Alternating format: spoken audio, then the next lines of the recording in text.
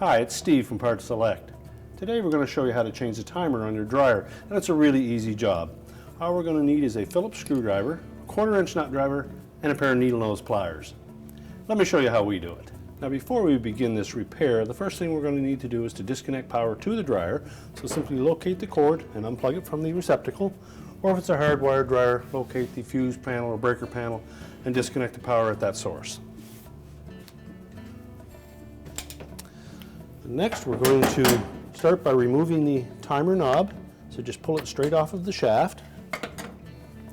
And you'll note that there are 2 1/4-inch hex head screws that secure that timer to the console. So you can go ahead and remove those.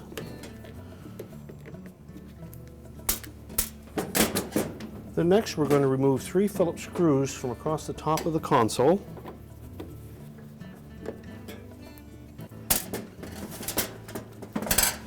Then we'll grasp both sides of that console.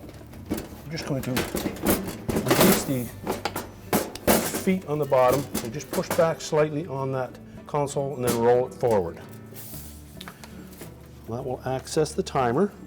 So we'll next need to remove all of the wires attached to the timer. And while we're doing that, just check the terminals and make sure there's no signs of any arcing or corrosion. And if so, we'll need to replace those terminals. Take note of the location of each of the wires, or take the new timer and remove one wire and attach it to the new one at the same time. Now, all of the terminals are color coded on the timer as well, so you shouldn't have any problem reconnecting them. And if they're on there pretty snugged, take your needle nose pliers and just pull them directly off of the terminals.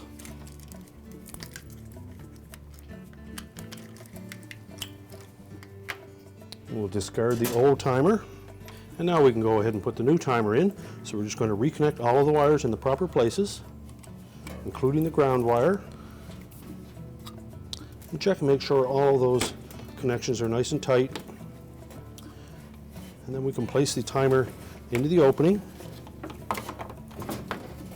And we'll line up the 2 holes for the screws. So we'll start by putting one of the screws in first.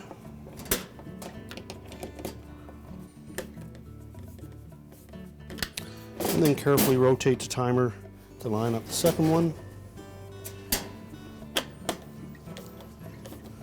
And make sure that we have that shaft lined up in the center, top to bottom, in that opening. Then secure the screws tightly. And then line up the 4 tabs in the bottom of that console. Rotate it down into position, and just pull it forward to make sure it's locked. We'll install the 3 screws across the top, and then reinstall the knob. Just make sure that the metal insert is still in the knob. Push it firmly onto the shaft. We're now ready to reconnect the power, and our repair is complete. I told you it was an easy job. Thanks for watching, and good luck with your repair.